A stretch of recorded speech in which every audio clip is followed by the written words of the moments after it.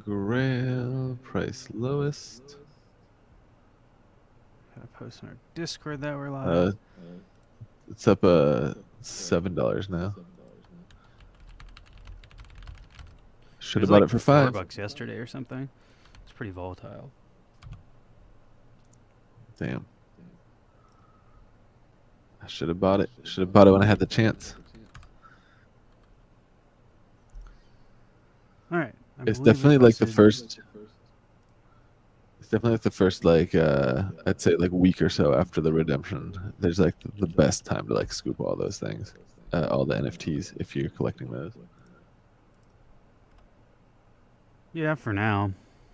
For now, for sure. It used to be like the first like redemption day was for sure the best deals, but I feel like now it's starting to be like there's a little bit of a slump, like a delay. It's not like I also immediately think redemption day. I also think there's going to be a chance that they oversupply all this stuff to the point where the NFTs lose value, don't go up even after. Like That's true. they go up assuming more people are going to get into collecting digital Funkos, but like I don't think 1,000 people are actually collecting full sets of digital Funkos, which is the number of the grails they drop. So like, That's true. yeah, I don't know. And like, if it's anything like Blankos, the way Blankos worked is everything went up always because it's a limited supply, and there's X amount of money people are willing to spend on it.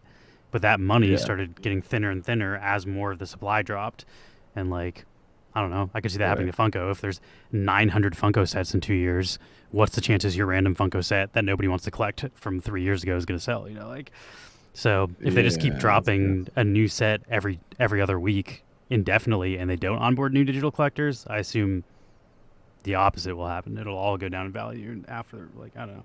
But we'll see. I'm not buying them for the value. I'm buying them to collect them. But I do think it's Yeah, like same. not a fucking like super sound investment to just assume all of these digital assets are going to go up in value, and they're like printing thousands and thousands of them and giving them no utility or afterthought besides like the redemption, and they just let them die. So That's like, true. You could do a lot of cool shit with like the afterwards. Like I like the cogs tubes. I feel like that'd be really cool if they did like a royalty set like tube style thing where you could like I mean, they could you do all know sorts of stuff. Just will they? yeah, And so far they have right. not. So like, I wouldn't assume they will and make the value go up. Yeah. It would be fucking dope if they did, but yeah, it also doesn't necessarily like yeah, I don't know. I guess there is I think incentive buying for any them collectible as an investment is like kind of a whack investment. Like it's definitely yeah, like it's risky. that's for sure. I totally agree. But I think it's I mean, especially risky buying even a popular brand, but like Funko collectors have shown they do not like digital Funko. That's why the price drops. It like if people liked collecting digital Funko, they wouldn't dump everything the second they got the physical. So like, it's if that's true. anything, this data is showing that the people that collect Funko do not want this stuff. So like nothing really shows Yeah, that this is gonna have longevity long term. The only people who are collecting it are like us weirdos on wax that are happy to have a large property. But like, I don't that's know. true. Yeah, that's true, I guess. Yeah, I don't really tie that. That's definitely kind of like what the data indicates is that on redemption day, everybody dips out on the digital side. That can change. I just wouldn't bet that like there's some Yeah, large audience coming in the future for these things that nobody really wants right now. Like, I mean, some people want them. Obviously, they have some value, but like, I right. know some people are buying them as an investment. People are like, I buy them every day on redemption day because then they go up in price, and I'm just like, I think one day that will stop. Like, you just can't Yeah, supply infinitely like they are right now, and like there needs to be some that's amount of true. scarcity. Even with the physical Funkos, like, I feel like they're kind of at a breaking point. Like, how much more money can go into that? Like, I don't know. I don't know Yeah, I as don't much about know. the physical Funko community, but it does seem like we're kind of at the point where, for the first time, the market's been oversaturated. If I've learned anything from Blankos, it's those were all flippable, every single one you could buy for a year, and then the second they weren't, like, I don't know, markets could come down real fast. Not saying that's That's definitely going to true. happen to Funko, but like it's a risk, and not understanding Yeah, that risk is that is foolish. definitely yeah something to consider. It's also like you said, I think just investing as an investment strategy, like buying into like artwork or collectibles, is not something that resonates with me personally. I feel like I just do it for the artwork or the collectible side of it, not for the investment side. I do think but I do not. artwork can be an investment, but like you should invest in famous pieces of art that have notoriety through history, not digital images made by a pop culture brand that has been around for like a couple of years. Yeah, if you buy the Mona Lisa, that shit's probably gonna hold value pretty well. So they're like, I don't think fine art is a bad investment if you're investing in the right pieces, but like, I wouldn't call what Yeah, Funko's doing a fine art or an art you, investment. you It's still got to find a buyer. I feel like not a very liquid investment. Like I know I have a friend who had like they were trying to pay off like their school tuition, and they didn't have many money coming in, but they had like inherited a painting that was worth like $130,000 or something, and they tried to sell it through like an art broker, and it took like a year and a half, and they almost that like makes went broke. sense. They almost went broke like waiting for somebody to buy it. But yeah, you have to find a buyer. The Mona Yeah, well, Lisa, I I'm mean, sure I you don't could think flip anybody's pretty saying quickly. that paintings are liquid assets. No one's like, "Hey, put your Yeah, money that's into a for sure. painting if you need money quick." Like, Yeah, that's true. Same with like I guess houses and stuff. You could same end with up all like NFTs. I mean, NFTs are like you that's need to true. find Yeah, an individual buyer. So like, if you need actually, that money, you shouldn't be buying collectibles. That's crazy. yeah, I listed some of my Alien World stuff on the market the other day, and I was like, oh man, like almost everything sold, and I was just like, oh, I forgot what it's like to trade NFTs when there's like a fucking really like active community or really active market to trade them in. That was almost like foreign. I was like, oh wow, like I listed these yesterday and like six of them sold. But yeah, I guess most NFTs are definitely not that That's not a experienced. collectible. That's a gaming item. So you're not even That's like a in your yeah, same realm of argument. that's true. Yeah, that's for sure. Collectibles, I've definitely have collectibles that have been listed for like since I bought them at like relative to the floor There's or whatever the collectibles that floor nobody is. will ever buy.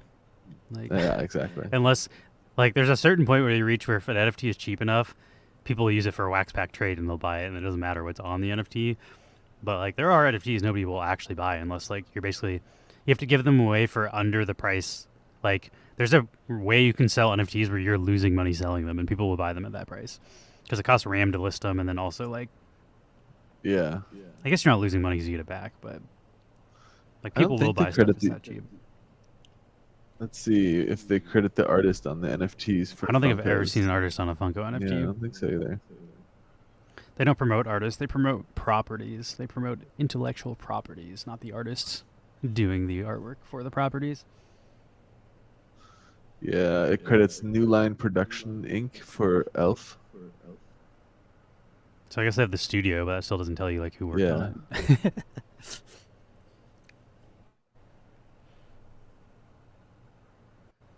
I actually think the art looks pretty great on the Funko NFTs, though. To be honest, like I do too, actually. Yeah, I like that. they do a good job on them digitals. And they're getting better at those digitals. Like the digitals have gotten better and better over time, which is kind of awesome. I just don't know what the market is. Like,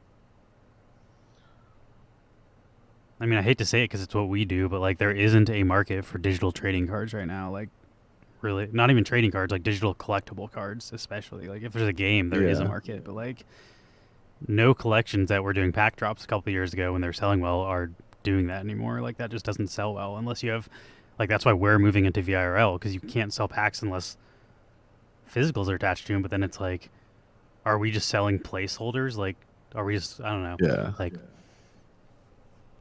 I'm definitely like not sure about the future of collectible trading cards. Neon Space is not going anywhere. Like we'll do profile Yeah. pictures, we'll do individual naked artworks. Like people don't care about the like opening packs and getting multiple rarities of stuff. Like we don't need to do that. We'll still keep making digital artwork. It just seems like that Yeah. pack opening experience and stuff for collectibles is not really there's not a market for it anymore. Yeah, which is kind of a shame because I actually really like that collecting like experience of like ripping packs on drop day and like trading with people I and mean, stuff. to be honest, you don't really do it either though. Like when's the last I time you've don't bought a know. collectible drop and opened it that wasn't on our stream?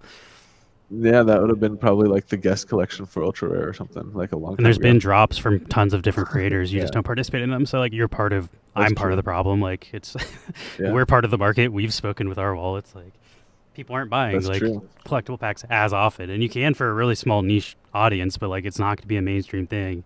And even though Funko like Yeah, has a bigger audience than we do, it's just like there is not really there's a super niche market for digital like collectible trading cards right now. It's a very very niche market.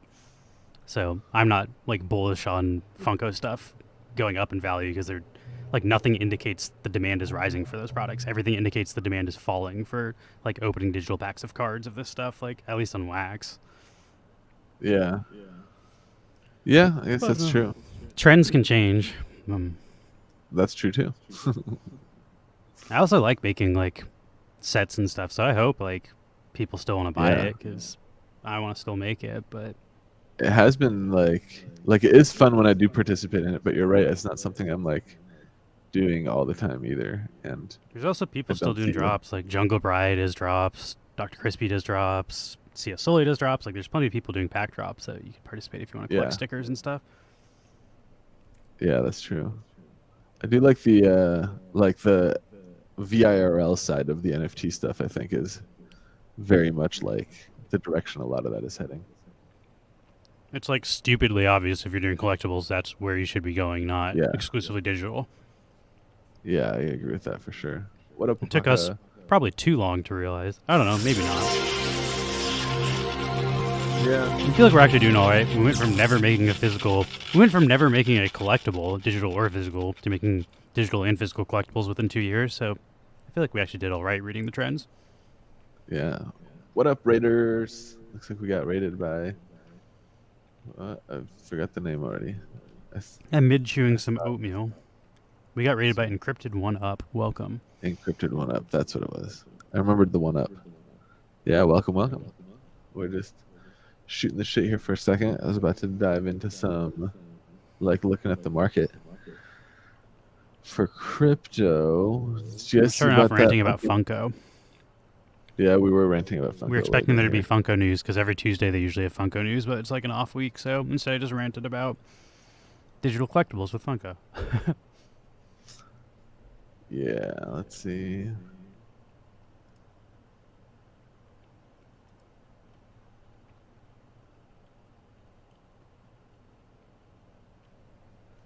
I don't know. Maybe Funko will onboard more people.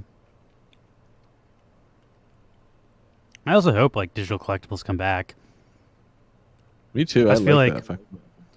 like if you just look at logically, if people are only buying digital collectibles during the bull market because they can flip them, they don't want digital collectibles. Like that's basically what people are saying. They're like, oh, people will come back when the money comes back. I'm like, those aren't people that want digital collectibles. Those are people that want to flip for profit, which is like, I don't know, not understanding your mid structure and all that. Like trying to like move with the flippers is like you don't understand why this stuff failed in the first place. Like I don't know, Yeah. but like I don't think like the bull market's going to make more people like it will make some people more interested in digital collectibles, but like yeah, I don't know.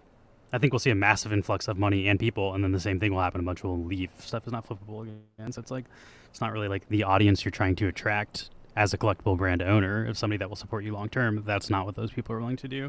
So that's not like I don't know. That's not a good business model. People that are like making their entire business models around like flippers coming in every 2 years. It's like it's not how your business. Like you can't just lose all of your income for 2 years, wait for 2 years, and hope it comes back. Like that's it's a crazy fucking business strategy. That's like literally how half the Web3 companies are running right now. They're like, we're just waiting for the bull run. Like it'll come back. It's like, why don't you find a product that people want during the bear market? Because like people are spending money on stuff still, just not your shit. Yeah. That's true. It'll be interesting to see like the next bull cycle of all this stuff because I think the market does mature a little bit, and I doubt we'll see like an Our Planet-esque like. I think we'll see it all again. I think we were so early to all this stuff. There'll be an entire true. new wave of people willing to fall for all that stuff. I do think the OGs, and I think we'll be able to protect a lot of people by seeing it from a mile away. But people are still going to get tricked again. Like the space is too decentralized. Too many people don't know anything about it. Like people are for sure going to get. I guess even looking at like what like major like money players in the space are like trying to bring to market like what is it like Other Side with Bored Ape. I mean, what about this, Max? Everybody saw that Dogecoin was bullshit years ago. Did people not buy Pepe when it launched? Oh yeah, dude, I bought Pepe. If there's speculative money to be made, people are going to hype into it. So like, I don't know why you think that's going to change. Like, you think people are just suddenly going to get common sense when in the crypto space? Wise up. No, you're right. People spent after Pepe, somebody like posted a thing where like somebody's like, "Oh, we're launching a new meme coin. Send Ether to this wallet." People sent them 50 Ether and they just deactivated the Twitter. They're just like, people are fucking stupid. They're like Safety ethers unknowingly on. just sending ether to random wallets, hoping to get fucking like an early mint on something. But it's like people are Dude, totally what is it degens in like? this That's like space. 2016 days when you used to do airdrops like that, That's where what it I'm was like, saying we'll though. enter That's your what I'm deposit. like. If you think people are Jeez, not gonna think people are gonna avoid staking scams, like people are that's like true. can't even avoid the shit that's been knowingly like false for like 7 years in crypto. Like That's true. We were really early on all this shit. Like so early that like when I remember when Other Side and like the Bored Ape Yacht Club announced their whole like land sale with like staking with this is like, oh dude, we've already like participated in yeah, we were multiple already like, failed oh, this launches is of like land. a cash grab, and they don't have anything This is a built, total and they're scam. just. Which, to be honest, though, if you were in the Bored Ape community, that was very beneficial to you. But Oh fuck yeah. If you had an it's ape because people for and you hadn't money dropped those pumped tokens money and into shit, those fuck yeah. holders. Like that's how it worked. And I don't want to be one of those outside people pumping money into it. Yeah, I know some people who have like the Bored Ape and then like got the tokens, they stake the tokens, and they make a shit ton of money just from the stake rewards. Like, definitely benefited people who own those NFTs. But, you know, that's like very few people I would say actually owned those NFTs before they exploded. And then I feel like people who own them like Snoop Dogg and Eminem and like Jimmy Fallon, like those, I doubt those people are like claiming their land or like you know, staking their ape coins or anything like that. So That'd be hilarious if Jimmy Fallon was like one of the most active Discord members that are like in the Bored Ape community. right, he's like, damn, claiming my stake rewards, guys. Yeah, what's up? I just don't think so. Maybe that's how it goes, but you know, I feel like the people who are paying attention to like that crypto side of that are definitely benefiting. But yeah, I don't know. It's all very much like the same thing on a different block, like same chain, same thing, different chain, different team. But lands, stuff that stakes for like passive, you know, tokens that have some future utility that's kind of Promise nebulous. of We don't game know what it utility is. when game does not Yeah, exist. some kind of game access to a game made by you know, team that has never made a game before, and there is actually no game yet. So I don't know. It's all really no, interesting. It's fun to watch. I think we're gonna But see yeah, a lot more of that though. I don't think like next that's bull run true. people are just gonna suddenly like I don't know. People still buy into that crap. We saw people almost try to get into art token. That was crazy. Like that almost That's succeeded. I was true. like, Yeah, who is buying this? This is insane. Like this is the most obvious pumping up I've for ever like seen ever. But for like multiple days, it was starting to like pump, and people were like talking positively, and it's just like, what? Like who's here that forgot about like how this shit goes down? that was also why I was Crazy. like, people that just think the bull market is their business strategy are dumb because like that's what the art token people said. They're like, oh, the market's too slow. Nothing will sell on Wax right now. Like Wax Yeah, is not willing to buy into projects. I'm like, tell that to Funko, who sells out every drop they've done for like the last 6 months. Like people buy right. stuff Looking at if their they page. want the stuff. You have to have a product people want, and your shit sucks. So like maybe rethink your product. Don't blame the market. And Like, teams that what? only blame Nobody. the market are just going to keep failing. Like any team you're following right now that says we're going to do better when the money comes back in the bull market, like run. That's a red flag. Those people don't know what they're doing. Yeah, I'd say so too. Like market conditions isn't like. I mean, it definitely is a factor. Let's be But real. what they're Like, doing yeah, is you they're you building their can make project can mistakes. only be successful if people are speculatively Yeah, so investing it's in it. traction. Like it's only successful if people are trying to flip it. It's like that's not a good like you shouldn't have to have people trying to Yeah, flip your stuff for it to be a successful project. And like that view, that's like an actual serious mindset that people say in crypto too. They're like, if I can't flip it, like I don't know.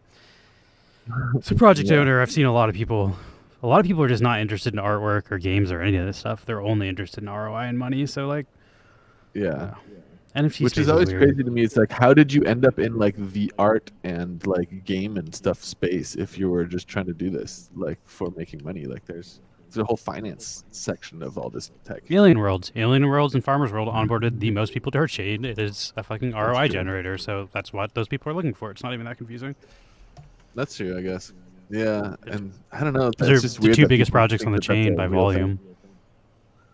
Yeah, it's crazy too because it creates these expectations that just aren't real, and people think that like they are real because you know it worked for an amount of time.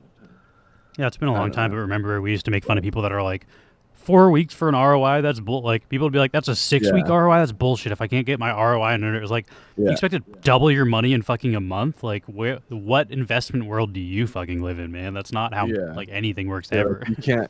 you can't ROI fully within like a couple days, and then it's a scam. It's like, oh damn, like people, and it wasn't like they were like joking or making a hyperbole. Like they were serious about that because they had that expectation from like I'd the argue first the project opposite that is they got true. If you into. can make your money back in 2 days, you should fucking run because that's just gonna collapse. Yeah, you should make your money back and then get your principal out. That's like the move. I mean, that's literally a sign that it's not sustainable. If people are Yeah, like, for you real. can't print that much without devaluing it. That's just how it I works. should have been a little bit more aggressive on exiting my position in like our planet and stuff when it was printing, hundreds of dollars or more per day. It's just like why, like logically, why would it be worth that much money? you know, like it makes no sense. But when it's happening and when it's all like, everything's exploding and everything you touch turns to gold, you do kind of also just get blinded by that like euphoria of like I'm gonna live forever. Well, maybe next time around everyone will be better at it. We've all had a I little ain't buying experience. into a game that heavily ever again.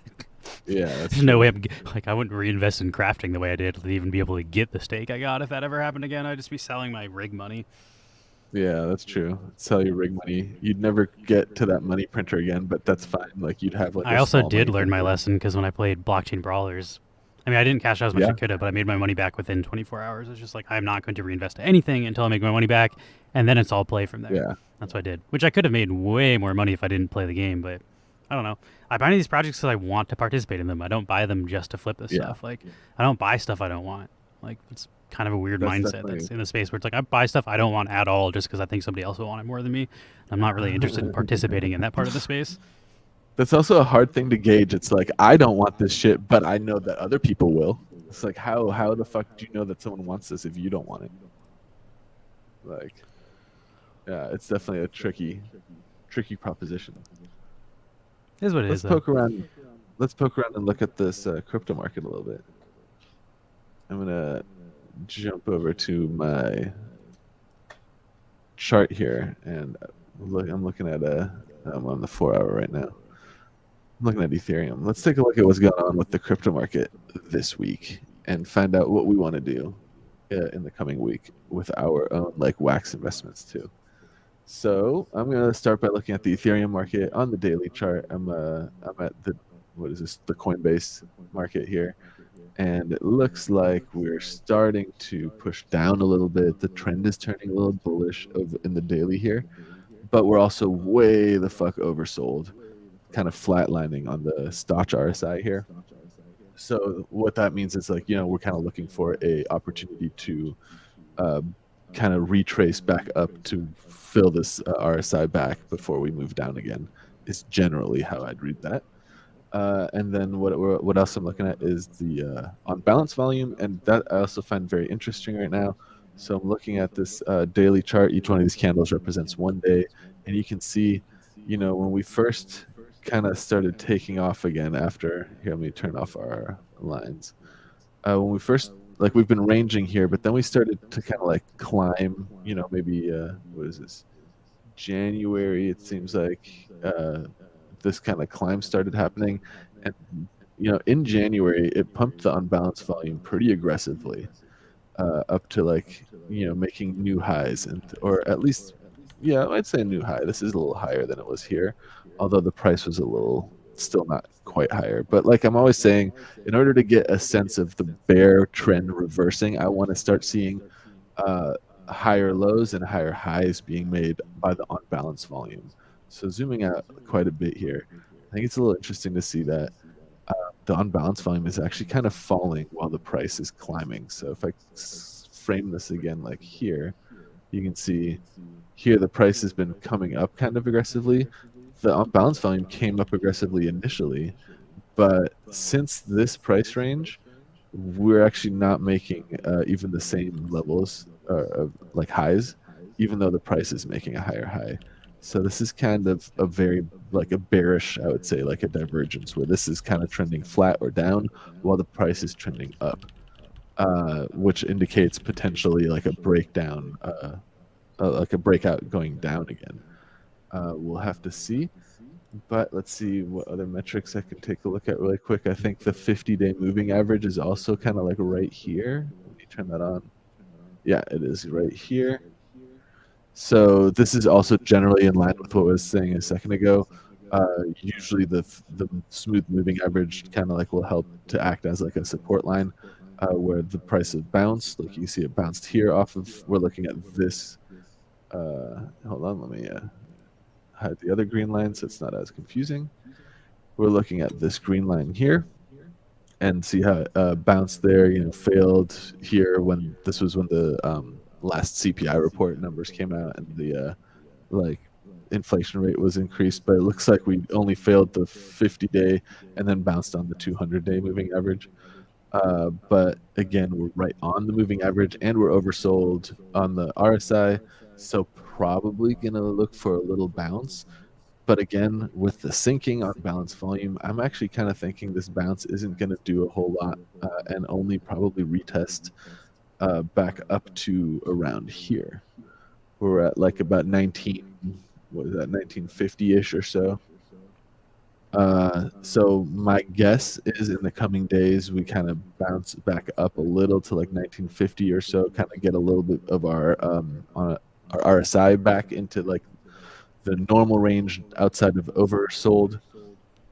And then once we're no longer oversold, I think we'll have room to continue pushing down and probably continue selling off. I'd invalidate that, of course, if we start closing full days above 1950. So if we can start closing above here, which is the strength band here that I have on my maxi indicator.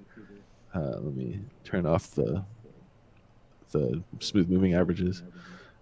But so what we're looking for is this is still the daily. It looks like we're going to probably get a little bit of a retest, but we are still, generally speaking, bearishly flipping the trend. We do see the balance volume kind of falling. I'm going to zoom out to the weekly chart now. So here we have every week is every candle is one full week. And we did kind of flip the longer term weekly trend to bullish in the green here, but I'm still seeing, very overbought. Looking to kind of move down here, and so possibly retesting this green strength band here, and then we'll see, will we bounce on the weekly and flip the trend, or will we fail and continue the downward sell-off? Again, we haven't seen a higher high yet or a higher low on the on balance volume on the weekly either, although it is starting to kind of like climb a little bit here. It's still definitely not a higher high. None of these peaks kind of making higher peaks than the previous ones, and none of these valleys really being like the bottom or being higher than these other bottoms. So I think what I want to see this in the coming months would be the weeks, selling off, bringing this down, and then see if we can find support around, this range here, which is around 1550. If we can find support for Ethereum around there and start bouncing from here, we'll keep moving up. But if not, then bear market is still going on, and we can still move down. And I'm still hoping for a bottom of this bear market target price around like $850 for Ethereum. So still much more than 50% lower than we currently are. I was hoping for that in the first sell off. We didn't quite make it there, and we might still be seeing that play out. But we'll have to see in the coming weeks how these markets close and what the shift in sentiment is. It's also going to rely on how the general stock markets are playing out. You can see the stock market is similarly changing its longer weekly trend to to more bullish, but also not making higher highs or higher lows yet on the on balance volume. And so it's still kind of like general sentiment for me is still bearish, even though the shorter term in the last few months or so, it's starting to look like we're turning bullish. I think we're going to get a lot more clarity by the end of this week, because this week we have a shit ton of earnings reports coming out. Let's see, I'm a little image that I was shared earlier of which companies are doing earning calls this week. It's a very big week in the stock market for earnings. And then as soon as the week ends, I think next week, Wednesday, will be the next FOMC meeting by the Federal Reserve, where we will see, the new marching orders for inflation, or rather for interest rates on a federal level, so that we'll see how they curb inflation. My guess is they're going to introduce another 0.25% increase, but we'll have to see. I think that increase is going to push down the markets a bit. And then here we go. Today is Tuesday, so after market hours today, we're going to see some pretty big companies. Microsoft is reporting today.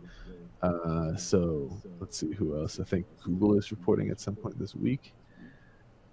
Or is not Google, or I guess Alphabet is what I'd be looking for here. But yeah, you can see this is all the earnings calls this week. So I guess it's Tuesday right now. Let's move over here. There we go. So yeah, these are the big ones. You got Microsoft today. You got Alphabet. This is Google reporting today. Verizon, Visa is a big one. McDonald's, although these are like a bunch of different like sectors, but definitely Alphabet and Microsoft, big part of the NASDAQ. So this can help shift the entire market sentiment based on how these earnings calls go. They'll probably be published pretty soon. So, Google search for those earning calls and see if they, met their targets or missed their targets. If earnings calls miss their targets, generally speaking, we'll see the markets open red tomorrow. And I imagine the stock markets will lead the charge and crypto markets will follow. But that's just what is being reported today. Then you got tomorrow, we got Boeing, Meta. This is Facebook. If anyone's not familiar, but there's big earnings call all week long. So this week we're gonna see a lot of companies, like how they've been doing, what their like progress is, how they've been faring in the like recession economy at the moment.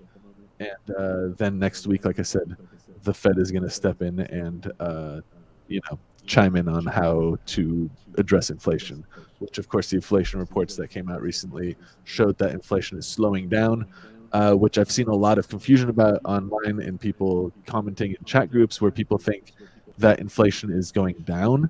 And I have to admit, a lot of like what the news is reporting on it does kind of word it in a very confusing way. But what is going down isn't inflation, it's the rate at which inflation is increasing. Inflation is still increasing, it's just increasing at a lower rate than it was previously. So, it's not necessarily good news. Besides burning money, how can you stop inflation? Like, I didn't know there's a burn mechanism for US dollars. Yeah, that's like quantitative tightening. That's like what they are doing by raising the interest rate. So the United States Federal Reserve, when they do the FOMC meetings, the chair of the Reserve, Jerome Powell, will come out and tell what the Federal Reserve is charging in interest on dollars that it issues to the central banks, so that when a bank, gives money to its clients or how they get their money, that money is being lent to those banks from the Federal Reserve Bank at an interest rate, and that interest rate is currently, I think, something like 6.5% or something. Like it's getting up there.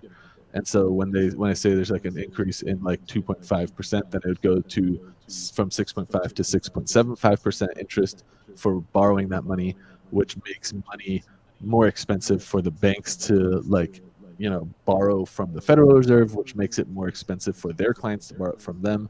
It kind of just makes all business more expensive. But yeah, that is like the burn mechanism for the US dollars, is the Federal Reserve interest rate. So like all money in circulation is more or less loaned to the entire system, to the economy, by the Federal They Reserve. don't ever actually burn it, do they? Like, you just pay them, like the money's just changing hands. It's not actually going out of circulation, is it? There's like the mint will burn money, like legitimately, like every day the mint burns like thousands and thousands of old bills, but that's more like to recycle cash, like old time bills. Like it's why if you look through your pocket and you look through all your 20s, most of them are from the last like 10 years. Like all the old money just gets like legitimately burned in like a furnace by the mint. But yeah, it's mostly digital burning. Like it's all like balance sheets and stuff, mostly.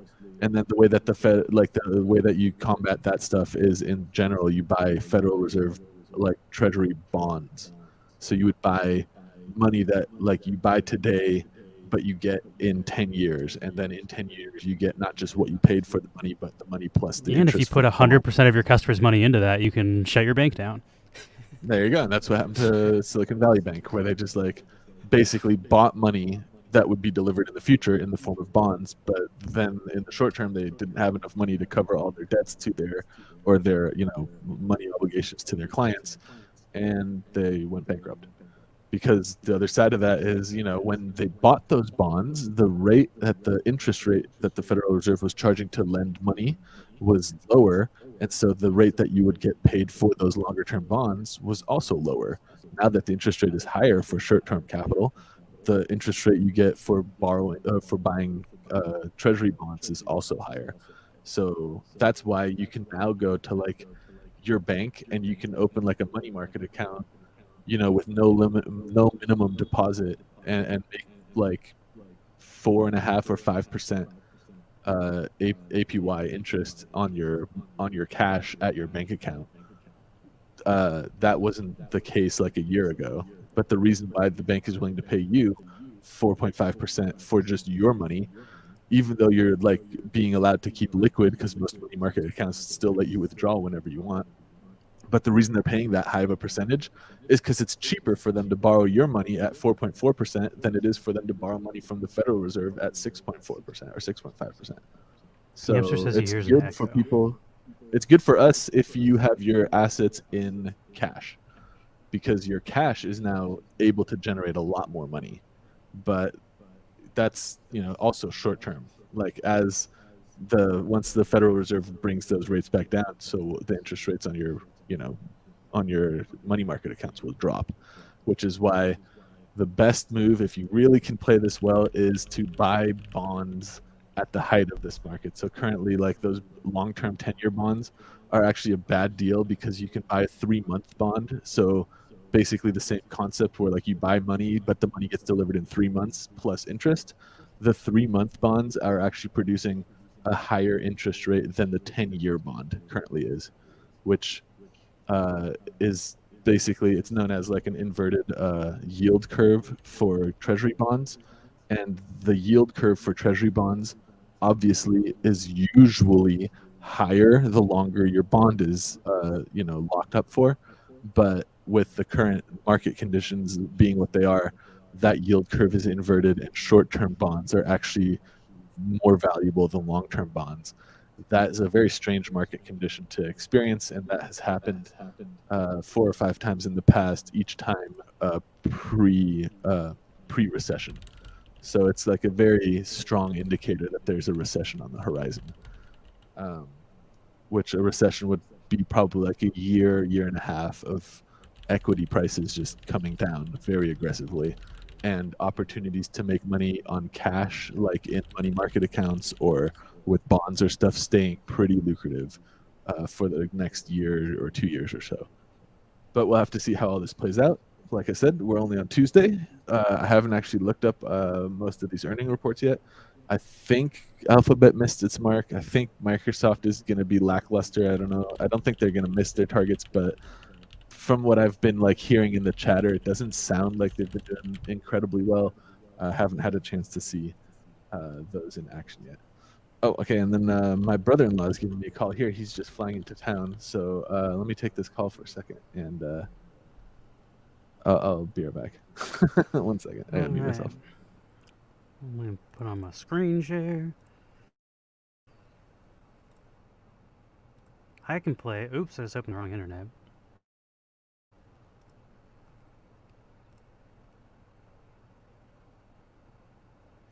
Yeah, I don't know what's up with the echo situation. I have all the settings set as if they should be correct. Like, I guess maybe my speaker is shooting into my microphone, but also the volume's very quiet. Like, the fans in my room are louder than Max's voice. It's hard for me to even hear what he's saying, so I feel like that shouldn't really be an echo issue, but I don't know.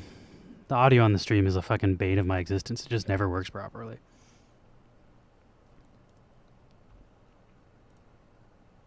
Also, thanks for joining, Thug. We do this every Tuesday, today is definitely our technical day.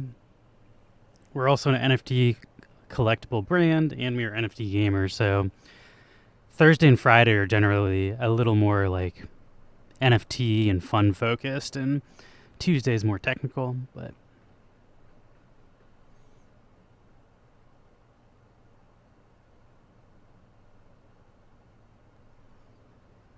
I mean, it's really easy Yes. to fucking do audio if we weren't all in different locations. Like echo Right. wouldn't be an issue if we were sitting in the same room, which is also fucking stupid because we're sitting 10 feet away from each other. Like I can walk in the other room and talk Yeah. to back. So like we could have it set up so that we are in the same room. That's probably, especially if Mark's like not going to stream with us, probably the move. Other than like every time we stream having audio issues, we should probably just like set up a second mic in that room. The issue is we don't have two computers in the same room. So like if I go into that room, I can't use a computer. If Max comes into my room, he can't use a computer. So like our two computer setup is not really. Yeah, I'll have to figure that out. And I'd love to set my But shit up yeah. out there, but like that's where Max and Paul eat dinner and shit. So I can't just like have move my camp over to All the right. room where our living area is. So Yeah. it is what it That was is. that call, by the way, was my brother-in-law. He's in town for business. He does aerospace engineering, and he just landed at the Bob Hope Airport, and wants to meet up and have like a Doesn't he dinner or also play something. like So violin or something too? he plays cello. Yeah, he has a master's degree in the cello. He's really fucking good at Does he cello. build instruments? I remember him doing like woodworking or something, He right? he does woodworking, and he does like mechanical like engineering stuff. So he'll like repair cars and motorcycles and stuff. He's kind of like a very cool dude, but like really chill kind of guy. Uh, got feel like I should have cleaned up a bit, but it's okay. Is he coming over here? Yeah, he just said Oh, he's my so I was bathroom's like, a oh fucking mess. You might want to tell me he's yeah, yours. I'll yeah, I'll have him use my bathroom, which is also I mean, he not can use my bathroom, which is it's gross. I yeah. have a stomach Well, condition. My poops are not very clean, and I have not cleaned the toilet. you got backwash diarrhea splatter on the toilet rim. Especially like the last couple of days, like Sorry. I've not had diarrhea in quite some time, but taking all these new antibiotics gives me crazy diarrhea. So like it is a war zone in my bathroom. It's breaking some Geneva conventions, I'm pretty sure. Like there are war crimes happening in that bathroom. Yeah, you should definitely install that bidet, dude, so you don't rip your ass to shred with all that toilet paper wiping. I still need to do that. I'm so fucking lazy. It's just been sitting like It's my goal is great, to do dude. it before I Bidet. buy my next roll of toilet paper. That's gonna be like the thing is like when I need to buy more toilet paper, I'm like it's costing me money not to install this bidet, and that will make me do it because I'm more frugal than I am lazy. Nice. Yeah. Well, with that in mind, though, with uh, Brandon is on his way, so let's shift from looking at the market. I feel like we kind of have a decent overview. So to just kind of recap what I was looking at here, it looks to me like on the longer term timeline, we are looking to kind of cool off. So if I go to the weekly, for the weekly, we're on the overbought side. You got the market trend is kind of moving down a little bit at the moment. And I'm thinking we're going to move to retest the strength band down here around 1550. On the daily, though, we are still very much oversold and are looking for kind of a retest. And like I said, I think generally we're moving down, especially based on the fact that our on balance volume has been, you can see here, kind of falling while our price has been climbing.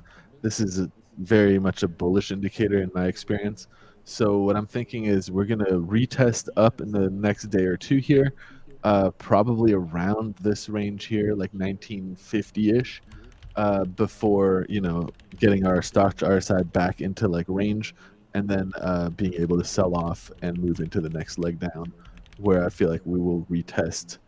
Like I said, we'll retest on the weekly. There it was 1550, was it? Yeah, around 1550. So we'll see, and then we'll have to see if this turns into support, if we bounce and start moving up.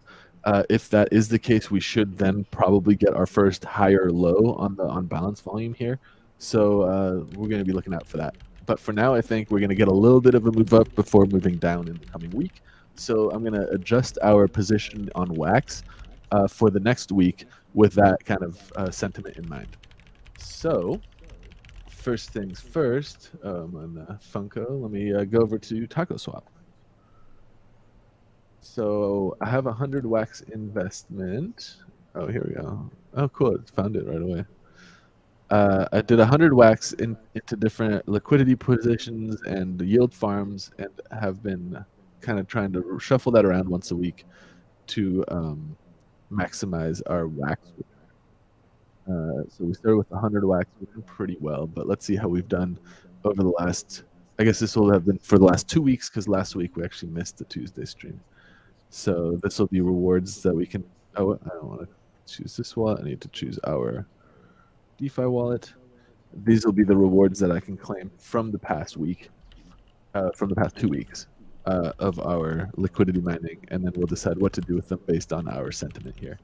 So looking here on the liquidity tab, I can see we have 61 wax bilaterally, so we have 122-ish wax worth of Wombat token liquidity.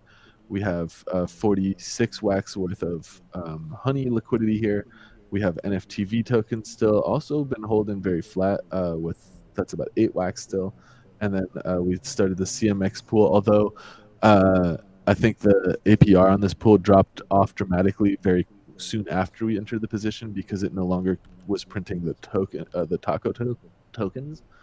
So I'm going to come over here and click on staked, and we can see. Let's see, CMX. Okay, it's still over 100% APR. It's not too bad. But yeah, we are only getting CMX rewards now, and then 75%. So it looks like honey's our cheapest one, but honey's also the token I actually really like the most. I feel like NFT Hive is doing a lot of really good things. It makes a lot of sense to me why I'd want to own honey token, like the buying of the RAM, or I guess renting the RAM to stake for drop, a cut of the drop rewards from the NFT Hive website, or just to farm liquidity. All kind of lucrative things. Plus the token max cap, I think, was reduced to like 10 million or something. It makes a lot of sense for me, so I still like this one, even though it's kind of on the lower end. But let's see what we've earned this week in rewards. We come up here, accounts and rewards, and then you can see here almost half of a CMX, a small amount of taco because this was only for a couple days, and then we got a little over half of a honey token. So let's claim all of these. And then the way that I like to swap tokens into wax is using Wapaka's Wax on Edge tool. So if you type in waxonedge.app, you can go to Wapaka's tool here, and I'm going to log into my wallet. And this is an aggregator for exchanges on the Wax blockchain, where you can enter in your token path that you want to find the best route for, and this tool will find that route for you and then allow you to make that trade all from this one signed in place here. So I've signed in with the wallet. I can go to swap now, and then here I'm going to be able to trade the tokens that I just claimed. And so I'm going to choose to go. Let's start with Wombat. I want to swap my Wombat into Wax, so I'll do this. And then here it's showing me Wombat into Wax. The best deal right now is actually on Alcor. And so it's going to do that swap for me.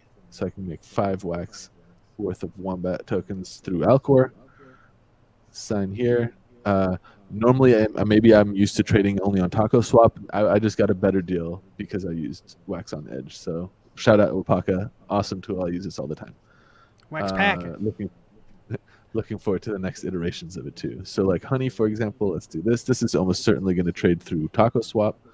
So let's see here. Oh, and look at this. I really like this. Is another great example of why this tool kicks ass. I'm going to sell my honey, and I'm actually getting a better deal by splitting 65% of the honey into Wax on Taco Swap and the other 32% of the trade going through Alcor, versus if I just do all of it through either of these pools. So this is giving me the best deal, and look at that, it's still free to do something like that because it's only routing the trade between 2 separate single pools. That's a free thing. It does that for me. This cost me the same thing as if I did these trades manually, signed into those exchanges myself. Really cool. Don't need to figure that out. Plus, I wouldn't have Should also say what percent change. Oh, yeah. Utopia said to me, Wombat is a pyramid on top of pyramid. I'm done now. Huge respect to you guys. This is not financial advice. We're not telling you to buy anything we're buying necessarily. So, You know, Oh just yeah. because Max is trading some of this stuff into other stuff, we're not by any means endorsing any of these projects. Oh yeah. So all I'm doing right now is taking everything that I earned from the yield farm and turning it all into wax before deciding what I want to do next. So I'm just gonna go through and hit all that. Oh, look at this. This is interesting. Taco is actually a better deal on Alcor.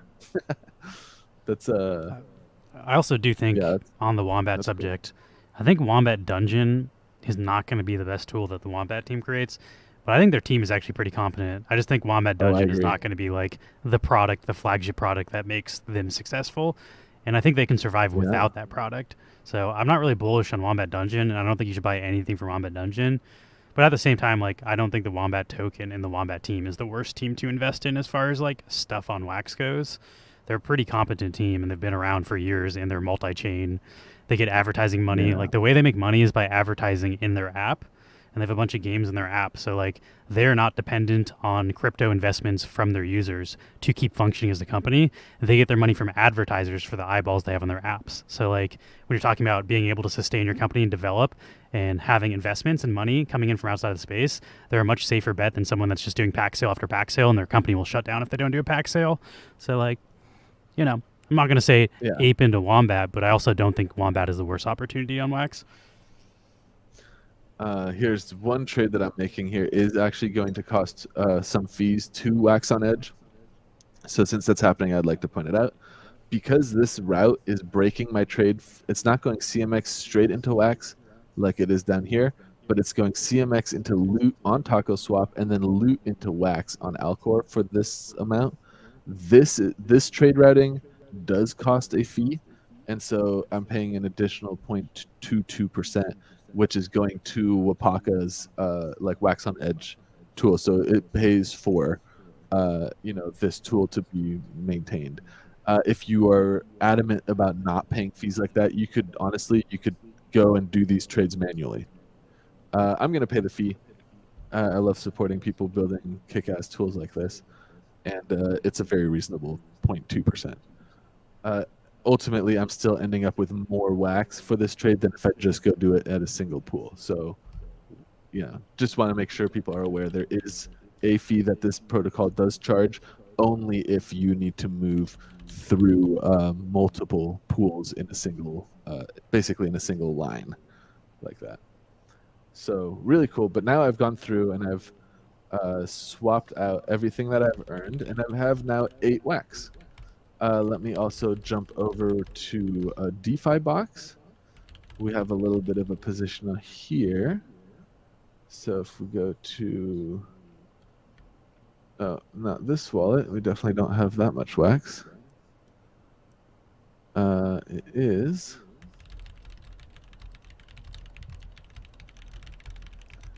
this wallet. I don't think we've actually been farming any liquidity or any yield here, but we do have a position here. Yeah, there it is. So we had our 50 wax, it's now 52 wax. We're in the box liquidity pool for wax and USDT. This is kind of our hedge. I think, maybe we go up a little bit and then move down in this week. So I do still want to maintain a hedge, which has exposure to US dollars, so that if the price of wax falls, my US dollars will be used to buy into wax on the way down. That's why I maintain this position.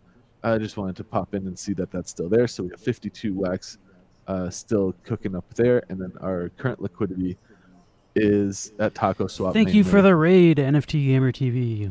We're going over. I think you guys were just doing Taco Tuesday, so what a quinky dink. We're on the taco interface ourselves. We're going over Tech Tuesday over here, which is where we do market analysis on the crypto market. Thank you for the cheer, Mr. TD. Yeah.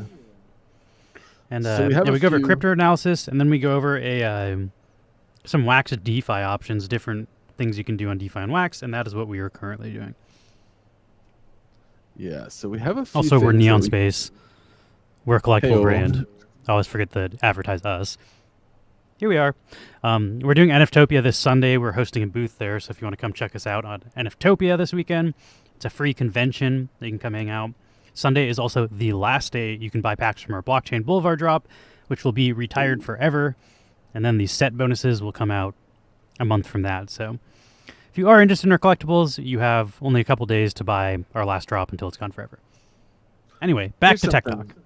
Yeah, here's something fun I think we can do for this week. Look, I'm seeing here we have so we do this once a week on Tuesdays. So we have exactly 7 days of rewards for NFTV token in this liquidity pool here, where it's paying 320% APR, significantly more than the current ones that we're participating in.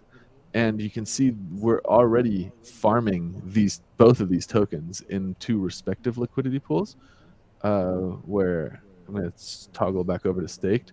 Here I'm earning this the CMX token, and then here the NFTV token. So what I'm thinking for this week, since these pools are both producing about 100%, and we Holy could crap, another consolidate raid. them both. What's Oh, wait. going on? That's somehow a double raid from NFT Gamer TV. Double raid! Damn. But I'm thinking we consolidate both of these positions into a single pool where we're going to pair NFTV with just CMX, and then we can triple the yield that we're earning for this coming week. So that's, I think, the move this week, because we're already exposed to those tokens. We're already participating in both these pools. So let's do that because we can triple our APR for the next 7 days. So let's do it.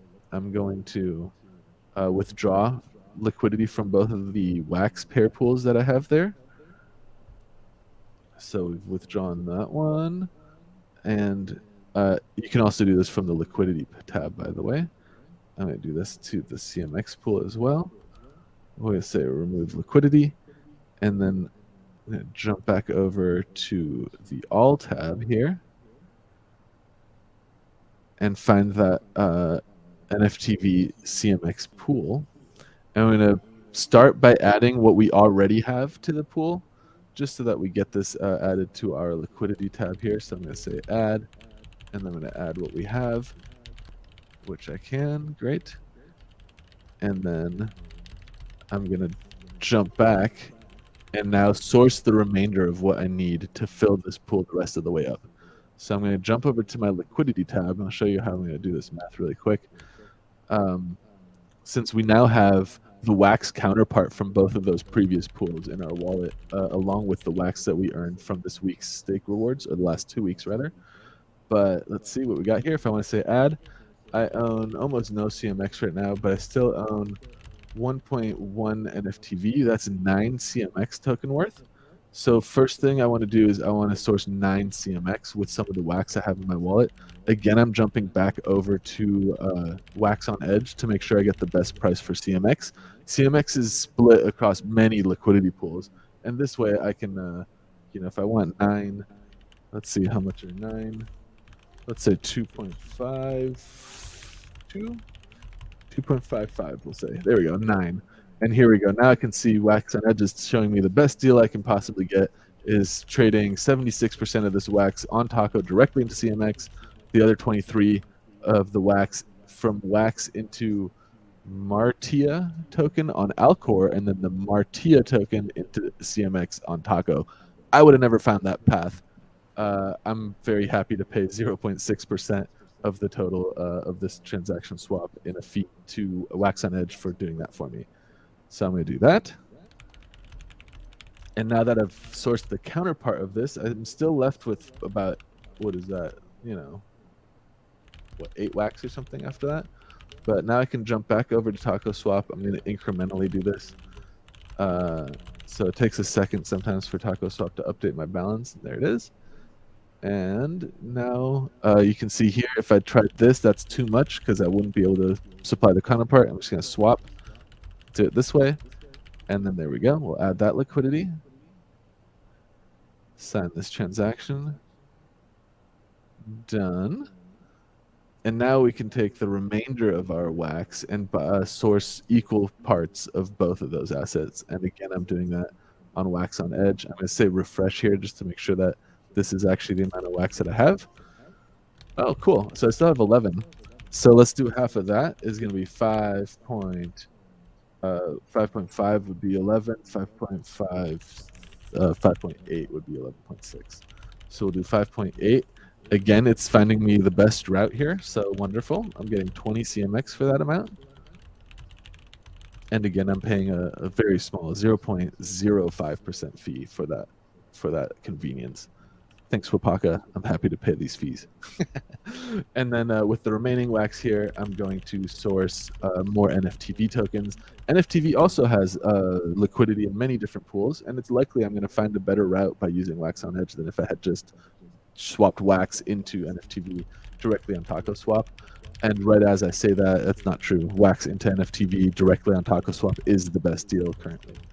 So there we go. We'll do that swap. And now that we've sourced equal parts on both sides in terms of wax, we can add those both to the liquidity pool here. So making sure that this is enough. We got 2.6612, 2.6683. Nope. So I'm going to swap and do it like that. Now I can add my liquidity. That was a lot of transactions for today's DeFiing, but that should do it for what we want to do for this coming week. So just to reiterate what we've done is we've claimed our rewards from liquidity mining up here. So there's none right now, but we claimed all the rewards from all the liquidity positions that we were in. Then we reduced or removed liquidity from our NFTV wax pool as well as from our CMX wax pool. And we've combined the assets into the NFTV CMX pool. The reason we did that was because the yield being paid by the CMX NFTV pool is 3 times higher than the yield that was being paid by the respective pools that we've exited. So you can see here now we're earning 317% APR for the next 7 days. And next 7 days it works out perfectly because it'll be Tuesday. We'll be able to check in and see how we've done and how that's played out. So one last thing I'd like to do, though, before we call it on this part of our DeFi plays here is let's take note of what this is worth in wax right now. So 4.5, we'll call it 7 times 2 is what I have in this pool. And I'm just going to let Wax on Edge tell me what is that worth. So if we say 4.57, or rather that'd be like 9.14. So we have about 19.97. So let's round up here and be a little bit more generous to ourselves. We have about 20 wax worth of liquidity inside this pool now. So next week I'll be interested to see how well that has held its value relative to the wax value that it currently represents. But the other side of that is cool to know that we started with 100 wax, and now we have, this is 20 wax, this is 40, so that's 60, and then this is 120. So we're looking at 180 wax here, plus we still have our 52 wax in this hedge pool. So that's like 230 wax currently that we've grown our 100 wax into simply by moving it into positions like this and doing these kinds of transactions once a week, only on stream, never when people aren't watching or when it's not being broadcast. So it's cool to know that it's possible to do these kinds of things. And most of these positions you can actually participate in with pretty significant liquidity. I do think that the one that we just jumped into, this is 20 wax and we're closing in on 1%. So this pool is probably not going to be able to sustain thousands and thousands of wax. If you tried to participate with 5,000 or 6,000 wax, you would bring the token price up a little bit, and you'd probably bring the APR down significantly as you participate. But most of these positions, like the honey and the wombat ones that we've been doing since the start, have been very deep liquidity pools that can be participated in with 10x what we're doing on stream easily, and produce the same results. But yeah, that's kind of the long and short of what I wanted to cover today. We looked at the markets. We kind of quick recap of everything is we looked at the markets. It's a big earnings week for the stock market, and lots of companies are publishing their earnings report leading into next week's FOMC meeting, where the Federal Reserve is going to announce their decision on what the federal interest rates will be. So lots of volatility, I would say, is expected until maybe like Wednesday next week when we hopefully pick a direction there. But I do think that volatility is currently looking at a short-term pump followed by a sell-off below, what the current price in Ethereum is. Like if we're looking at the daily chart, like we were earlier, my guess is we're going to retest the 1950, 1945 or so range here before being rejected, but giving us time to refill our RSI back out of the oversold range. But once we get here, I imagine we'll be rejected there and then push lower than what we're at now. Part of that is again informed by we see our on balance volume, very flat and actually definitely not. This is a slightly lower level here than it was back here, but you can see the spot price was much higher than it was here. So we have a sinking on balance volume metric showing while our price is climbing. Generally speaking, that has been a bearish indicator in my experience. So expecting that kind of market, we've then adjusted our DeFi position, and we're maintaining a hedge for our wax with USDT, again meaning if wax starts to take a massive dump, we'll end up with more wax. And the stated objective of this wallet is to end up with more wax, not with more US dollar value. So we actually started this with about $10 in value. I haven't actually confirmed what the current value of 230-ish wax is in dollars, but I wouldn't be surprised if we're not like killing the game in also US dollar value. But let's just check US dollars really quick. We have 230 wax at least. So okay, we're actually up like $5 as well in dollars. So we've made money in terms of money, and we've made wax in terms of wax just by doing these DeFi positions. We're actually up around 50% in terms of dollars, and then we're up, 115 or something percent in terms of wax. Very good. It's been 7 months or something. So the plan is once we get to 12 months, we've hit a year, we'll see how we've done in 1 year, and I'll take everything that goes over 100 wax and I'll add that to a reward pool on like Wax DAO or something, and I'll make that available to Neon Space NFT holders in some form. And then we'll start another year from 100 wax, and we'll start again. So that way we can keep the series kind of going and show that it is possible to take a little bit of wax, participate in what amount to decentralized finance positions like supplying liquidity, farming for yield incentives, stuff like that, and without ever knowing anything about NFTs or doing anything other than participating in DeFi positions, not trading and buying like low and selling high, simply doing these DeFi strategies is possible to generate some type of return. That's kind of the goal of all of this, and I hopefully we are making it a little bit less of a mystery how to participate in these kind of like processes, especially here on Wax. Maybe in the future we can branch out into some other blockchain stuff too, but I think for now most of our audience is NFT mostly Gamer TV. I focused don't know if on you saw that Wax. question he was asking about. How does it compare to Honey? How does NFTV compare to Honey and Wombat in liquidity? Also, hello, New Next Crypto. Welcome. So NFTV token. So Honey and Wombat token have. Sorry, that's GMX. Honey and Wombat token have a utility within like their ecosystem, just like NFTV token has its utility within its ecosystem. So I think NFTV tokens are used to purchase the stream tickets that are or tickets that you can use to then kind of like roll the RNG dice to claim NFT rewards. And Honey token has its utility where you can use it to rent yourself some CPU. You can use it to stake and earn a cut of drop fees. Here, just jump over here really quick. And you can also use it to farm liquidity. Farming liquidity is true for all three of these tokens. You can go over to Taco Swap and add, NFTV token or Wombat token or Honey token and earn an APR in yield, which is actually relatively high. 75% APR relative to some of these other pools isn't that crazy, but is quite a bit. The other thing about Honey tokens is that you earn them for using the marketplace. So when you spend 100 wax on NFT Hive buying or selling, I think when you sell 100 wax worth of NFTs too, you can earn honey tokens that you claim. And then, so if you come up here, to your wallet,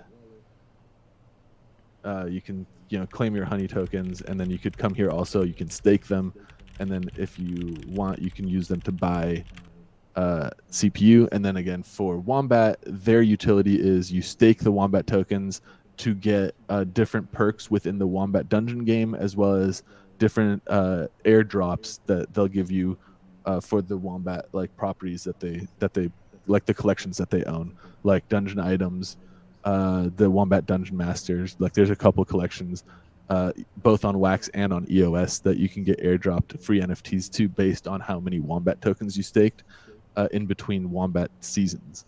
So that is kind of the value proposition for the Wombat token.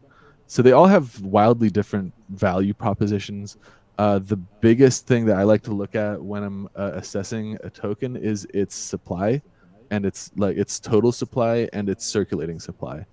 And a good way to do that would be to go to let's go to blocks.io or any other block explorer, where we can look at the contract addresses for a token. So I'm going to go to, let's say,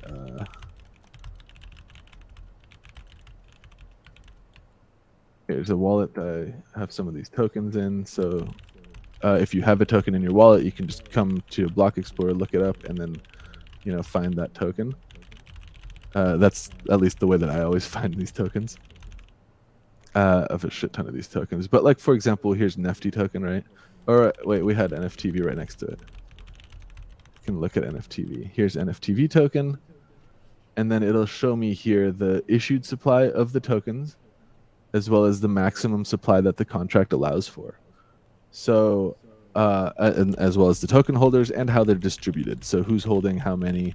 It's all like a nice little overview that you can make here. So what I want to see is tokens that have not too high of a maximum supply, that have a decent distribution. At least if I don't know what the distribution model is going to be, or if I'm just speculatively going to buy a token without doing much more research than this, this is what I'm looking for. So between all three of the tokens that we were talking about, I believe that Honey token has drastically the lowest supply, where this one looks like it's 88,888,888 tokens with a precision of 8 decimal places. So this one has 88 million tokens as its stated max supply. We're not even close to that many tokens being in circulation just yet, but we are at about 1%, I would say. So we're at 100,000. So we're about 1% of the token supply is issued. So that means 99% of also the. said, "Why does max supply matter to you? Max supply doesn't matter." And then he says, "Because So you're named after." it's just if I'm gonna do a quick, I want to know what is the distribution mechanism or model, and how early or how far into that are we.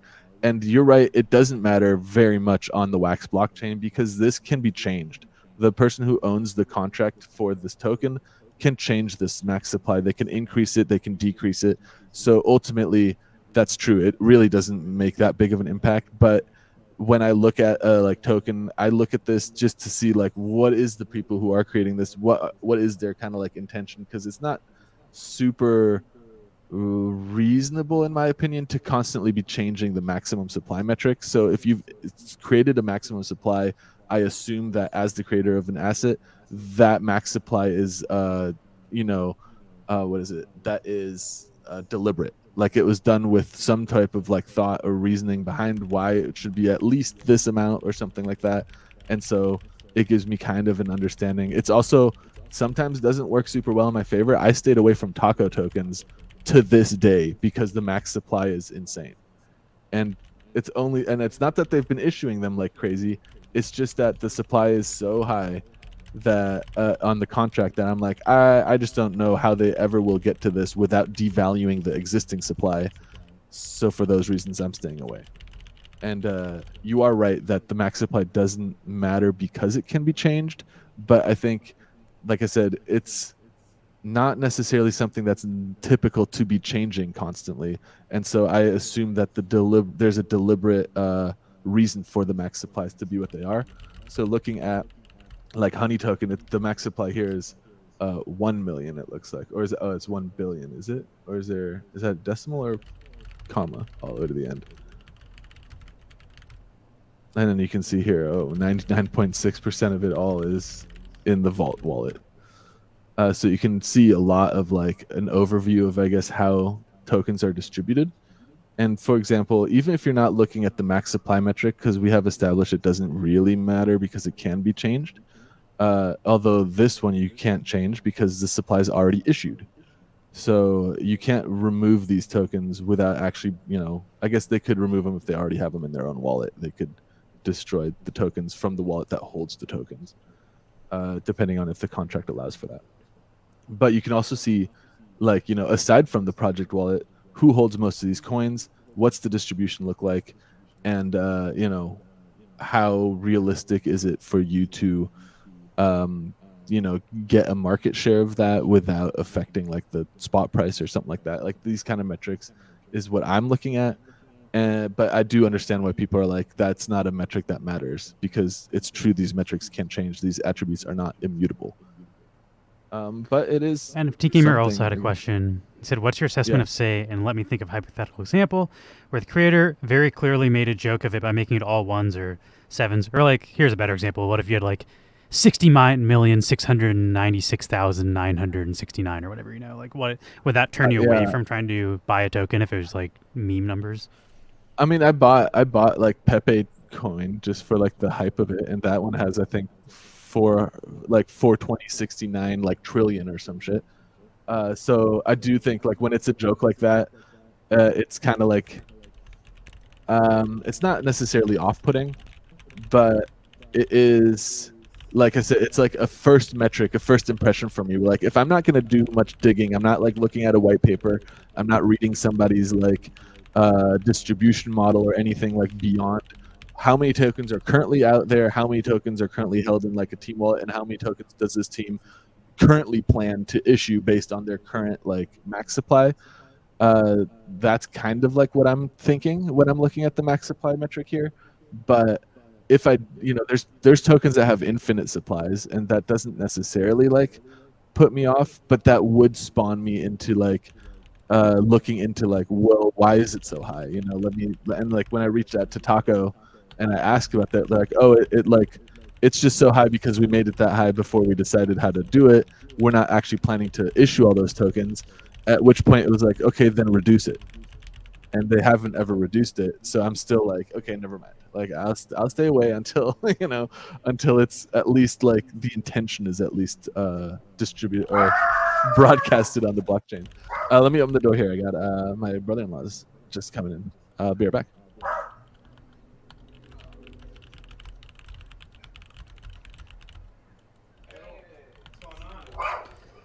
I'm typing in Discord, everybody. Max's brother-in-law is visiting right now. He just arrived, so we're probably going to end the stream pretty soon. Everybody, thanks for watching. Sorry for the impromptu conclusion. I'm down to play a song that I just made, though, if you guys want to hear it. I'm going to mute Max's mic for a second.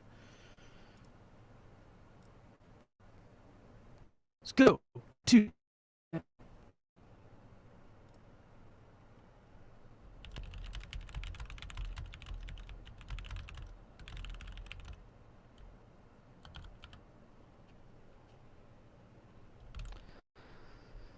this is a song I've been working on with my buddy Ari. Let me remove Max from this.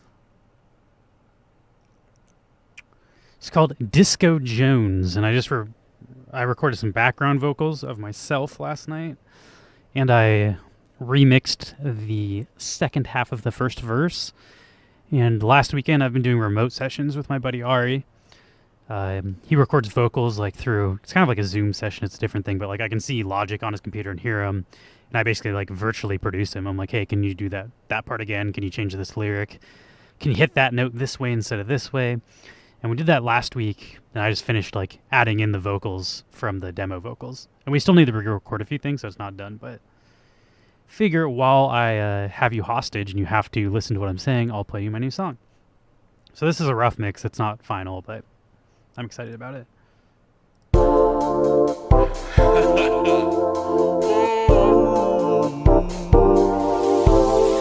Jones come down from San Francisco, showed the sound round Louis Obispo. He sent the tape to LA, they got the deal the next day. Don't put it all up your nose, Jones. He's on call for something big. He's so tall and bronze and slim, drinking coffee with Fonda. He met Prince in a sauna, and he's playing with sharks. They don't know he's a piranha. Disco, Disco Jones, you got the good flow, and nobody knows till you show 'em that. Disco, Disco Jones, you play your cards close to your chest. You're folding and holding it on line. What's this feeling inside of me? Who's the man in the mirror? I still can't see Disco, Disco Jones. You got to build a home with bricks and stones. Disco I was just thinking, I'm like, what if they can't hear the music and I'm just dancing like a lunatic in silence right now? so cold in Venice Beach. All these people surrounding me. You can't get arrested to be directed. Stella vouch for you, but you don't get selected. You're dressed to impress, but your face is a mess. What good is confidence if it's just powder squeezed in a dress? No nostril is safe now. The cops for the takedown. Yak down on the beach, lying face down. Disco, Disco Jones, you got the good flow, and nobody knows till you show 'em that. Disco, Disco Jones, you play your cards close to your chest. You're folding and holding it on line. What's this feeling inside of me? Who's the man in the mirror? I still can't see Disco, Disco Jones. You got to build a home with bricks and stones. Disco Jones. Exclamation point play if you want to join this giveaway. We're going to wrap this stream up, put a ribbon on it with a NFT giveaway. One NFT from our collection, the Neon Space NFT collection. Verified for now on Atomic Hub until they change the verification rules, but we are level 2 verified. Proud of that for now. If you're into VIRL, we just started doing VIRL collectibles. If you collect our digital collectibles, almost every single NFT in our collection blends into a Neon Blend token, and you can use the Neon Blend tokens to redeem physical stickers that we will ship to you, where we pay the shipping. I would say it's free of charge, but you have to buy the NFTs, so it costs whatever the NFTs cost. It's free with purchase. Yeah. Yeah. If there's any other like DeFi like tech questions though, definitely hit me up. I'm always like looking for what's a good topic that people are actually interested in, because like I love DeFi and stuff, and I could go crazy deep into it, but like it would get so deep so quick I'd lose like 90% of everybody in like 10 minutes. So when people ask questions and I know that they're actually interested, or I have like, you know, a basis of what they're asking about, that helps me a lot to kind of target what we're talking about, because yeah, it's a deep rabbit hole. We've been meaning to do like a, I don't know if TD's still near, but we've been meaning to do like a phone call with him to talk NFTV tokenomics in general. We could probably just turn that into I mean, maybe not. I don't know how much he wants it to be public. I don't care if it's public, but it's not my token, so talking about tokenomic stuff like publicly might be super sketchy as far as like, you know, influencing investors and stuff. That's true. So never mind. That was a bad idea. Let's not publicly talk about changes to tokenomics. Conversation though. I love all that stuff. So I'm really happy to like pick his brain about what he's trying to accomplish with the token. Like see maybe what I know that can help like reach those goals or whatever. It'd be fun. Yeah, he's hit me up privately saying he'd like to do like a voice chat between the three of us. This is for the audience because they're all saying you would probably not mind. He has hit me up asking if we could help with tokenomics. And I'm like, yeah, I'm available. Like, I just usually miss. They do like group calls in their Discord every week, and I just miss those. It's like if you just schedule a time, like Max and I can make it. I'm not usually there for the we just town sleep halls in or real whatever they late. are. Nice, but yeah, that'd All be right, great. last call, exclamation point play if you'd like to join this giveaway. This will be for a Neon Space NFT 1-card Grubfish or Crittercraft pack. Opens for 4 different rarities. And could potentially get you what you need. If you pull a glow, that is enough to get a sticker. A glow gets you 3 blend tokens. A sticker costs 2 blend tokens. So if you get lucky, this one free giveaway could get you a IRL sticker, which is pretty cool. Right. And we'll There's a fair curse amount you. of We'll luck be like, involved in doing "Damn it." that, but it's possible. You'll make us upset. We'll be like, damn, there goes our postage budget. All right, here we go. Hi, Marcy.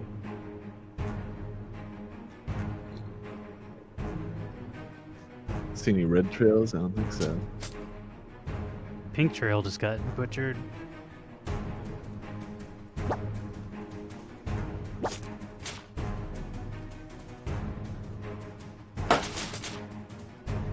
Well, that was a huge grub blow. That just took out like 5 people. Got him. I think I might have advertised it earlier. I can't remember. But we're hosting a booth at what is it called? NFTopia this weekend. So check out NFTopia. It's an event hosted by the Wax community. It's basically like that virtual conference that Splinterlands used to do, DigiCon. It's hosted like by the same people as far as like it looks the same. Like it's the same servers and stuff, but it's a different team running it. And instead of Splinterlands, which is like kind of a Hive project that like moonlights as a Wax project, like they sell stuff on Wax, but they're not even built on the Wax blockchain. And they're not really involved in the Wax communities. So I'm happy that there's one now being hosted by like Breakman, and I think Waffles Kitty is the other like primary hoster, but they're people that are very involved in Wax communities. So we're happy to support and we're happy to show up. We're doing an AMA, and then we also have a booth. So if you want to come check us out there, we'll be on at, I believe, 3 p.m. Pacific time on Sunday. But the GG, NFTopia Boulder will be Magic. going all weekend from, it'll be going from Friday to Sunday, and there'll be giveaways. Every hour a new streamer is streaming, so like every hour there'll be giveaways and a new streamer. So like all weekend this weekend, if you're interested in Wax content or Wax streamers, check out NFTopia because there'll be a ton of free giveaways. Yeah. There'll be swag. We made the. I'm finishing some swag right now. Yeah, let me show the Pope for it. They also said we can't call it a POAP because I guess POAP is the brand that owns Kleenex or something, and that's trademarked, so you can't actually use that name. What's POAP? Proof of Attendance Protocol, Oh. and that's what the things are. Acronym? Damn. Okay. It has nothing to do with crypto. They just own POAP for something separate. But that's what Breakman told me. But yeah, like everybody who goes gets minted a Neon Space NFT because it's the proof of attendance. This proves you attended, you mint. So like the proof of attendance is minting a Neon Space NFT for this. So anybody that goes to NFTopia, I don't know, like we'll know the details more. I still have to like figure out like where do you put your wallet, how do you get the NFT in your wallet from attending. I'll have to figure that out and let you guys know. Yeah, I'm finishing off the variations for the like. I think there's 3 variants of the artwork, and there'll be a date on it and stuff too. So this is like the temp version that Lewis is about to show off. It's the meat and taters though. So I think it's pretty dope. NFTopia. Yeah, I'm gonna add a little something to it. But Show yeah, up, even if I don't think Neon you have to be there Senator. long. Like you get a free Neon Space NFT if you show up. So at the very least, try to attend at least one event. This also like, I don't know, it'd be nice to support like Wax creators and like if this event is successful, a bunch of people get eyes on other Wax projects besides our own. This is very community driven, and like I just feel like it's a good event for everybody to like support. It's one of the projects where I saw I was like, these guys are doing good things for the community, and like this is good for the Wax space. So we should all be behind this, in my opinion. Oh, so you have to visit. Yeah. You have to visit each booth to get the POAP. Okay, so I'll have to learn more about that, Mo, because I haven't done my proper research. Even though we're the ones making the badge, I'm like, I don't know how you get this. I know you get it by attending, but like, We'll be there. People will be like, "Hey, how do you do this?" Like, I don't know. I'm just here.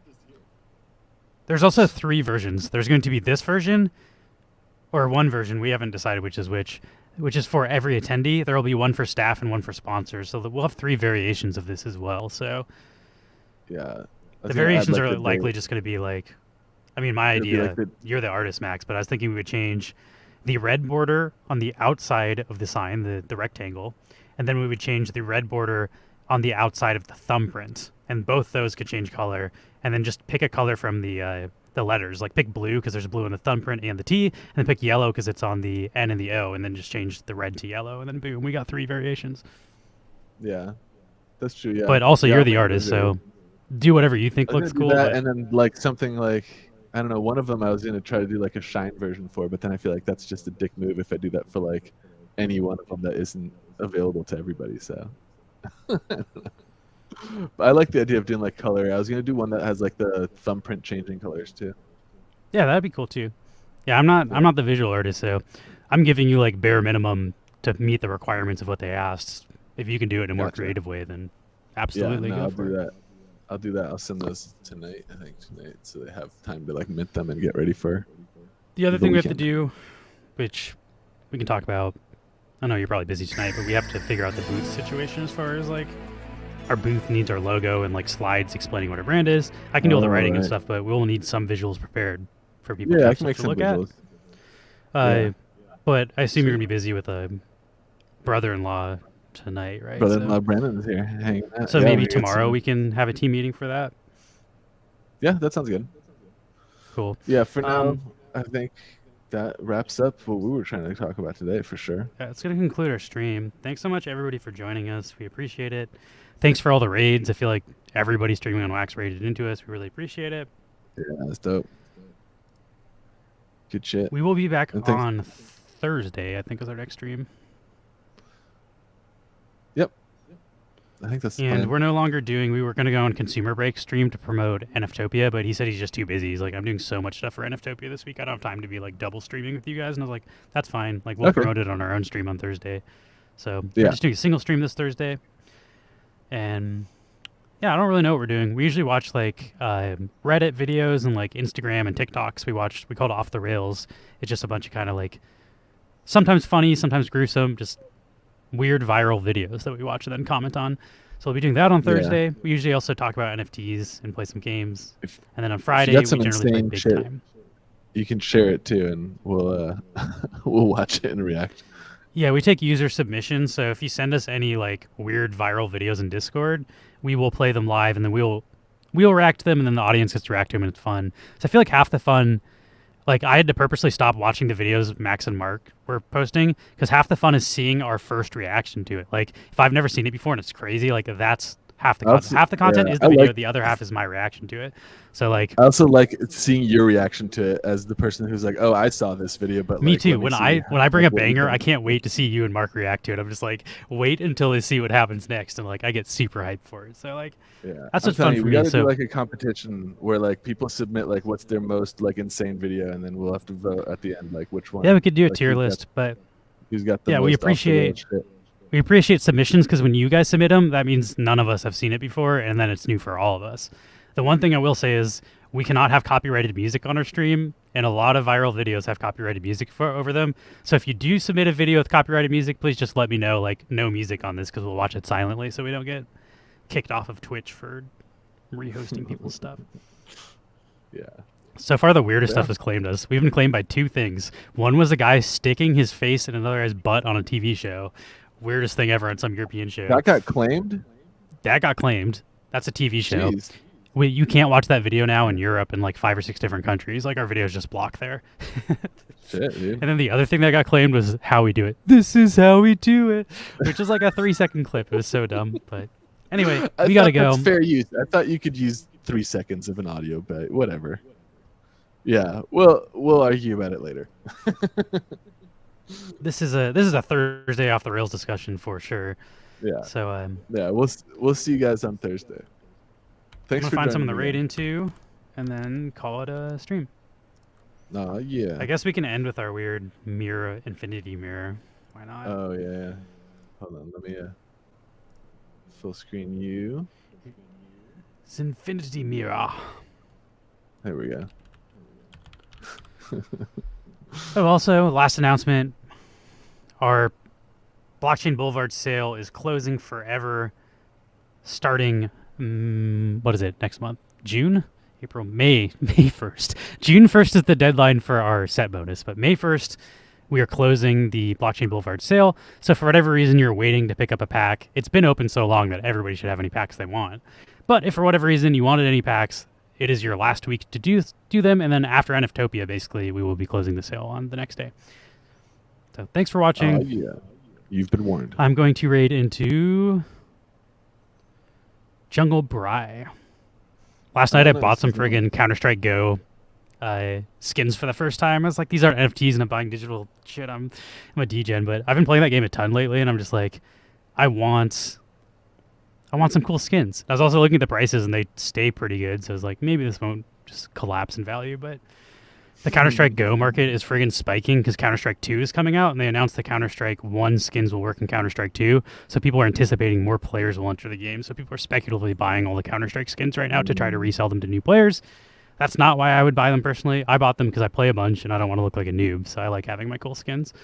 I also spent like, I think $10 on 2 skins, and I've made about $10 selling crates in Counter-Strike, so like I'm using the money I'm selling in-game to just buy stuff in-game instead of spending more money to open crates and then getting bad RNG. Anyway, let's do this raid. Nice. I'm so off the rails. I said that because Bryson is streaming Counter-Strike Go, and I don't think I even mentioned that, so that was just like, why the fuck is this guy talking about Counter-Strike now? Yeah, hard tangent.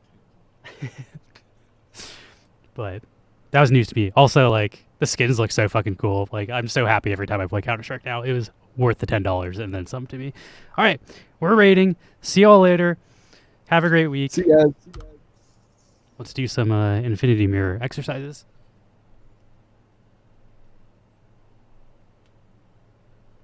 Infinity mirror. Infinity mirror. Check y'all later. See ya. Ridiculous.